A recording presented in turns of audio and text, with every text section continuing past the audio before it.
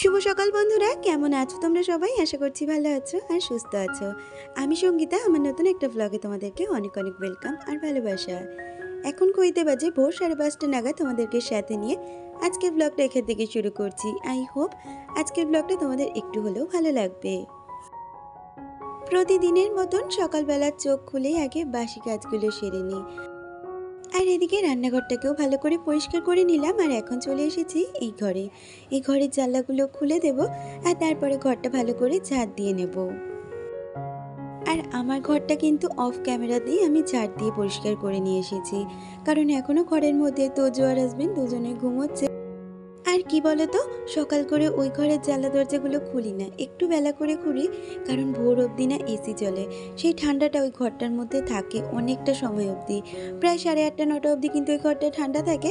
তাই ওই ঘরের দরজা জানলাটা একটু দেরি করেই খুলি। আসলে আমার ঘরে না রোদ ওঠার পর থেকেই গরমটা শুরু হয়ে যায়। আমার ছাদটার মধ্যে পুরো ডাইরেক্ট রোদের তাপটা পড়ে আর ওইদিকে কোনো গাছপালাও নেই, যার জন্য ঘরটা ভীষণ কিন্তু গরম হয়ে থাকে সব সময়। আর ওদিকে দেখতেই পেলে বাসি কাজকর্ম সেরে স্নানটা করে নিয়েছিলাম, আর স্নানের সময় যে জামা কাপড়গুলোও ছিল সেগুলো মেলে দিয়ে পুজোটাও দিয়ে নিয়েছি। আর এখন চলে এসেছি সোজা রান্নাঘরে চাটা বসিয়ে দিতে। আর এদিকে দেখো চাটাও কিন্তু আমার হয়ে গেছে। চাটা খেয়েই দেখলাম তোজো ঘুম থেকে উঠে গেছে। আর তারপরে এই ঘরের জানলা দরজাগুলো খুলে দিয়ে বিছানাটাকেও সুন্দরভাবে পরিষ্কার করে নিচ্ছি। এই ঘরের বিছানাটা না একটু দেরি করেই তোলা হয়। আগে হতো কি, তোজো স্কুল থাকলে ওকে স্কুল থেকে দিয়ে আসার পরে ঘরের বিছানাটা তুলতাম। আর এখন তোজো একটু যেহেতু দেরি করে উঠছে, সেই কারণে কিন্তু এই ঘরের বিছানাটা তুলতেও একটু দেরি হয়ে যাচ্ছে। তবে দেখতে দেখতে ওর কিন্তু ছুটির দিন শেষ, আর একটা দিন বাদেই ওর স্কুল। তখনও আবার আমাকে অন্য রুটিনে চলে আসতে হবে। একটা মাস একটা অন্য রুটিন করে নিয়েছিলাম, আর আবারও কিন্তু সেই আগের রুটিনে আমাকে ফিরে যেতে হবে। আসলে কি বলতো, সংসারের কাজগুলো তো প্রতিদিন একটা রুটিন মাফিক করি। সেক্ষেত্রে যেদিন যেই মানুষের কাজ বেশি থাকে তাদেরকে সময় দিয়ে কিন্তু সংসারের কাজগুলো আমি গুছিয়ে নেওয়ার চেষ্টা করি। আর সেই রুটিন অনুযায়ী কিন্তু আমি সারাটা দিন কাটাই। এতদিন সংসারের কাজগুলো একটা অন্য রুটিনে করেছি, আর এরপর থেকে কিন্তু আমাকে আর একটা আলাদা রুটিন করে নিতে হবে সংসারের কাজগুলো গোছানোর জন্য। আজকে তো ফাদার্স ডে, তাই তোজো বলল মা পড়া হয়ে গেলে বাবার জন্য একটা কার্ড বানাবো। তো কিছুটা ওকে আমি হেল্প করেছি, বাকিটা কিন্তু ও নিজেই করেছে। এই ড্রয়িংটা আর লেখাগুলো, স্পিচটা আমি বলে দিয়েছি, বাকি লেখাগুলো কিন্তু ওই লিখেছে। তাই কার্ডটা তোমাদের সাথে একটু শেয়ার করে দিলাম। এদিকে দেখলাম কয়েক ঘন্টার মধ্যে জামা কাপড়গুলো কিন্তু বেশ শুকিয়ে গেছে, তাই জামা কাপড়গুলো তুলে নিচ্ছি, এরপরে রান্নাঘরে রান্না করতে চলে যাব। আর এই জামা কাপড়গুলো ভাঁজ করার কাজটা কিন্তু সকালে খুব একটা করা হয় না, এই কাজটা বিকালের দিক করেই করে থাকি। আজকে সকালে আর টিফিনের ঝামেলাটা ছিল না। আজকে হাজব্যান্ড দোকান থেকে পরোটা কিনে এনেছিল, ওটা দিয়েই টিফিন হয়ে গেছে। আর এখন চলে এসেছি মেন রান্নায়। আজকে করব এই বেগুন পাতুরি, তার সাথে করব চিকেন। আসলে আমার হাজব্যান্ড বেগুন খেতে এতটাই ভালোবাসে, বাজারে গেলে কিছু আনুক বা না আনুক বেগুন কিন্তু নিয়ে আসবে।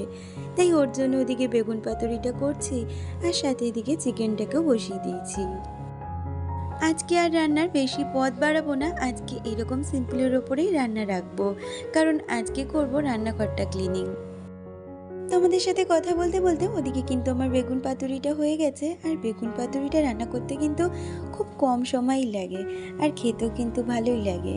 তার সাথে এদিকে দেখো চাটনি করে নিয়েছি, আর এইদিকে আমার চিকেনটাও হয়ে গেছে। এবার রান্নাঘরে ক্লিনিংয়ের কাজে হাত দিয়ে দেবো। আজকে বিকালে আবার নিমন্ত্রণও রয়েছে, সে কারণে রান্নাঘর ক্লিনিং অর্গানাইজেশনের কাজটা কিন্তু আমাকে এই সকালের মধ্যেই কমপ্লিট করে নিতে হবে। অনেক সময় দেখা যায় কি, রান্নাঘর যখন আমি ক্লিনিং করি, আমি মোছা বা ধোয়াধুয়ির কাজটা কিন্তু সকালের দিক করে করি, আর গুছিয়ে রাখার বিষয়টা কিন্তু আমি বিকালের দিক করেই করি। তবে আজকে কিন্তু এরকম ভাগ করে কাজ করলে আমার হবে না, কারণ বিকালে একদমই সময় পাবো না, যেহেতু নিমন্ত্রণ রয়েছে। তাই সকালের মধ্যেই সমস্ত কাজগুলো আমাকে গুছিয়ে নিতে হবে। আর এইদিকে দেখো সমস্ত ট্রেগুলো আমি এক সাইডে নিয়ে এসেছি, আর এইখানে যে মশলার র্যাকটা আছে সেটাকেও সরিয়ে নিয়ে এসেছি।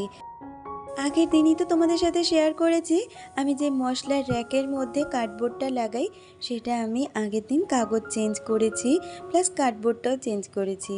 আর তার সাথে কি করেছিলাম বলো তো, আমি না যে হোয়াইট কালারের সেলোটেপ আছে পুরোটাকে র্যাপ করে দিয়েছিলাম, কারণ আমি জানি প্রত্যেক সপ্তাহে আমাকে মুছতে হবে আর তেল চিটচিটে পড়লে ওই কাগজটা ছিঁড়ে যাওয়ার সম্ভাবনা থাকে। তাই ওইটাই সেলোটেপ মেরে নিয়েছি বলে আমার কিন্তু আজকে পরিষ্কার করতে কোনো সমস্যাই হলো না। আর এদিকে দেখো সমস্ত কন্টেনারগুলো আমি নামিয়ে নিয়েছি, আর সেগুলোকে ওই যেরকম ভিম লিকুইডের সাথে জল মিশিয়ে মুছে নিই সেইভাবেই কিন্তু মুছে নিচ্ছি। আমার এই টিনের ছোট্ট রান্নাঘরটাকে তোমরা কিন্তু খুব ভালোবাসা দাও, আর অনেকেরই কিন্তু কোয়ারিজ থাকে যে দিদি তুমি এই কন্টেনারগুলো কোথা থেকে নাও বা লিঙ্কগুলো দাও। আমি কিন্তু সবাইকে আবারও করে বলে রাখি, আমার কমিউনিটি পোস্ট চেক করলে তোমরা দেখতেই পাবে আমি কিন্তু ছবি দিয়ে সবকটার লিঙ্ক ওখানে শেয়ার করে দিয়েছি, তোমরা চাইলে কিন্তু পারচেস করতেই পারো। আসলে কি বলো তো, আমার রান্নাঘরে তোমরা যে সমস্ত কন্টেনারগুলো দেখতে পাও এগুলো কিন্তু আমি ধীরে ধীরে সমস্তটা গুছিয়েছি। আমাদের মতন মধ্যবিত্ত ঘরে চাইলেই যে কোনো জিনিস কিনে নেব বা শখটা পূরণ করে নেব হয় না, তার জন্য অনেকটা সময়ের অপেক্ষা করতে হয়, সাথে ধৈর্যের অপেক্ষা করতে হয়। আমার এই ছোট্ট রান্নাঘরের জন্য যতটুকু করেছি কিন্তু অনেকটাই কষ্ট করে করেছি, তিল তিল করে করা বলতে পারো। এখনও অনেকগুলো আশা রয়েছে, রান্নাঘরে অনেক কিছু কেনার ইচ্ছেও রয়েছে, দেখা যাক কতদূর কী হয়। আসলে কি বলতো, ইচ্ছে থাকলে না কখনো কখনো উপায় হয়ে ওঠে না। ইচ্ছে তো আমাদের সারা জীবনই কত কিছু থাকে, তবে সব কিছু কি আর পূরণ করা যায়? কিন্তু কি জানো তো, চেষ্টা করি রান্নাঘরটাকে আমার মনের মতন করে সাজিয়ে তোলার। তার জন্য যতটুকু প্রয়োজন আমি ধীরে ধীরে গুছানোর চেষ্টা করি।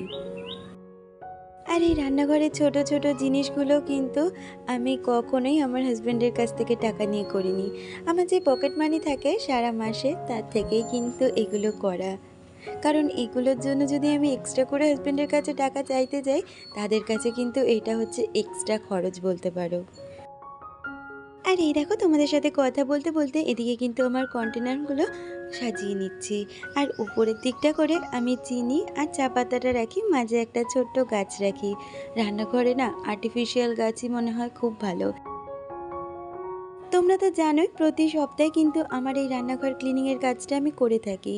আর এবার থেকে কি জানো তো, কন্টেনারগুলোর সাথে সাথে সমস্ত যেরকম কাউন্টার র্যাক বা সমস্ত কিছু পরিষ্কার করি, তার সাথে ভেবেছি জানলাটাকেও পরিষ্কার করব। রান্না করতে গিয়ে না তেলের ছিটা জানলার ওপরে পড়েই। আর এটা যদি প্রতি সপ্তাহে একবার করে ভালো করে সাবান আর স্ক্রচ ব্রাইট দিয়ে পরিষ্কার করে একটা ভিজানো একটা দিয়ে ধুয়ে নেওয়া যায়, তাহলে কিন্তু তেল চিটচিটে সেই ভাবটা সবসময়ের জন্য হবে না, আর তেল কাস্টেটাও থাকবে না। আমার কাউন্টার টপের ওপরে যে সমস্ত ট্রে বা প্লেট থাকে সেগুলোকেও কিন্তু আমি প্রত্যেক সপ্তাহে এই ভালোভাবে মেজে নিই।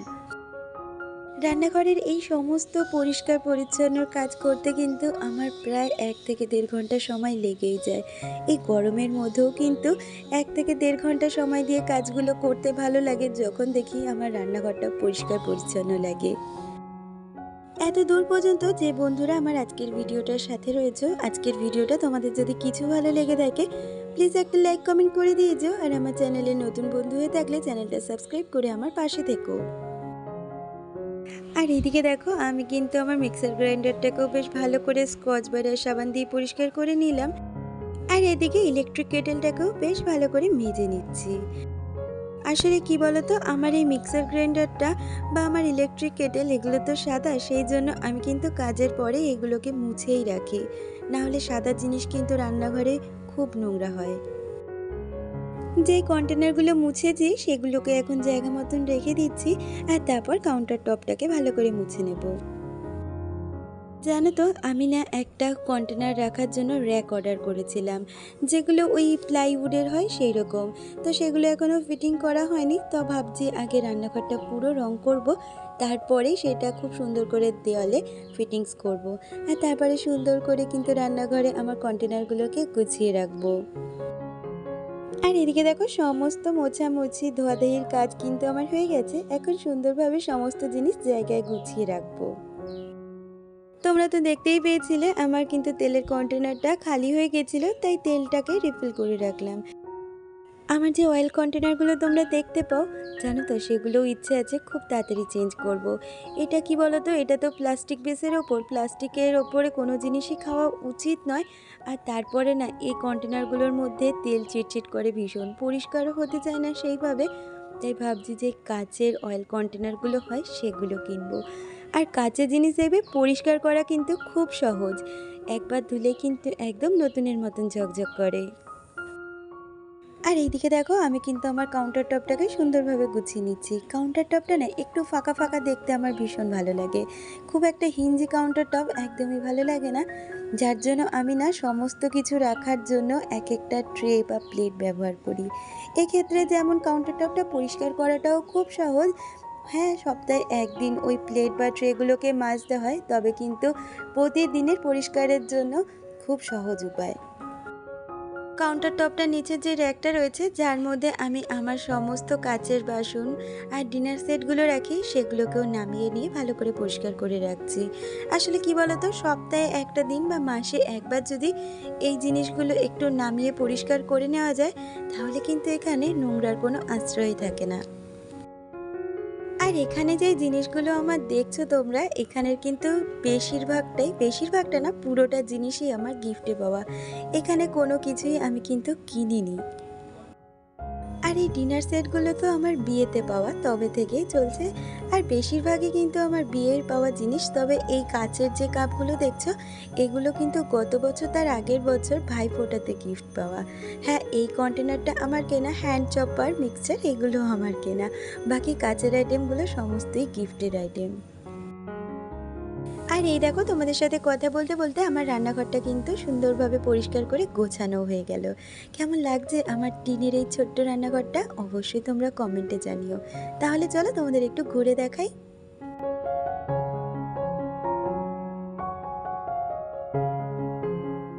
তাহলে বন্ধুরা, আজকের ভিডিওটা এই পর্যন্তই রাখছি। দেখা হচ্ছে পরবর্তী ভিডিওতে। ততক্ষণ তোমরা ভালো থেকো, সুস্থ থেকো।